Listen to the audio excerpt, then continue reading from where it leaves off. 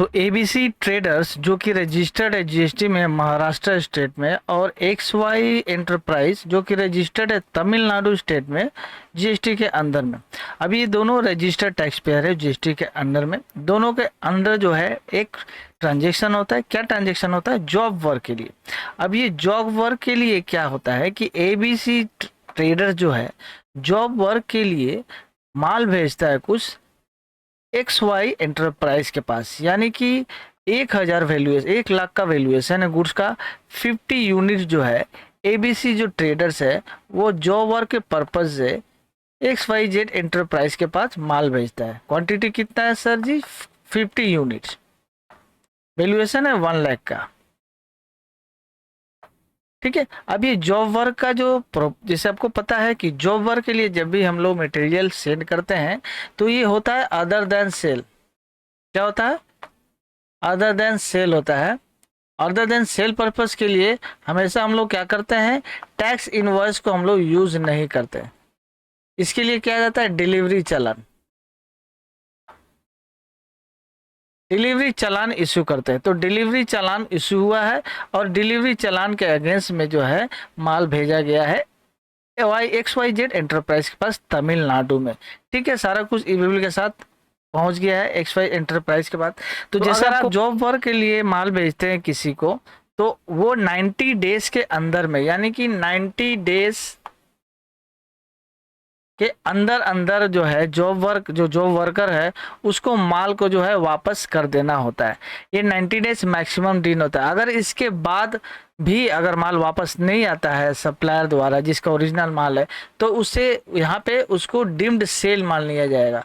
ये सेल मान लिया जाएगा और उस सेल को फिर लाइबिलिटी डिस्चार्ज करना पड़ेगा एबीसी ट्रेडर्स को। ठीक है। तो अब ये सिनेरियो क्या होता है कि 60 दिनों के बाद 45 यूनिट जो है वही एक्स वाई एंटरप्राइज जो है रिटर्न करता है भैया किसको? एबीसी ट्रेडर्स को। कितना? 45 यूनिट्स। पूरा माल नहीं देता है, यानी कि 5 यूनिट्स वो अपने पास ही रख लेता है, यानी कि 5 यूनिट्स कम माल यहाँ पे वापस करता है। अब चूंकि एज पर प्रोविजंस 60 डेज है, 90 डेज से कम है, तो जो रिटर्न आ गया है 45 यूनिट्स वो तो है भाई सेल नहीं कंसीडर होगा। लेकिन चूंकि 5 यूनिट जो है वो वापस नहीं आया है, तो ये 5 यूनिट्स के लिए अब क्या करना होगा एबीसी ट्रेडर्स को? तो अब एबीसी ट्रेडर्स को ये 5 यूनिट्स के लिए टैक्स इनवॉइस जो है इशू करना पड़ेगा, और उसका जो 5 यूनिट्स का जो प्रोपोर्शनेट वैल्यू होगा वो यहाँ पे वैल्यू लगाकर उसके ऊपर जो है जीएसटी जो भी उसका लगता है जीएसटी का अमाउंट वहाँ पे चार्ज कर वहाँ पे डिस्चार्ज करना पड़ेगा लाइबिलिटी। ठीक है। अब ये जीएसटीआर 1 में जो है डिस्क्लोज करना पड़ेगा एबीसी ट्रेडर्स को। ये एबीसी ट्रेडर्स का लाइबिलिटी हो जाएगा। ठीक है, क्योंकि 5 यूनिट नहीं आया। जो यूनिट वापस आ गया 45 यूनिट जो वापस आ गया है वो जॉब वर्क के अंडर में जो प्रोविजन है उसके हिसाब से सही है, उसको सेल कंसीडर नहीं किया जाएगा। तो ये सिनेरियो है अगर आप जॉब वर्क के लिए माल कहीं भेजते हैं किसी थर्ड पार्टी के पास और वहां से माल अगर 90 डेज के अंदर में नहीं आता है, तो जो माल अगर आपके पास वापस नहीं आता है तो उसको आपको डीम्ड सेल मानना पड़ेगा 90 डेज के बाद, और उसको आपको डिलीवरी चालान के अगेंस्ट में जब इनिशियली गया था अब उसके लिए उतने पोर्शन के लिए आपको जीएसटी का टैक्स इनवॉइस इशू करना पड़ेगा, और उसको आपको जीएसटीआर 1 में अपने लाइबिलिटी शो करके जीएसटीआर 3 भी जब आप फाइल करेंगे तो वहाँ पे आपको डिस्चार्ज करना पड़ेगा।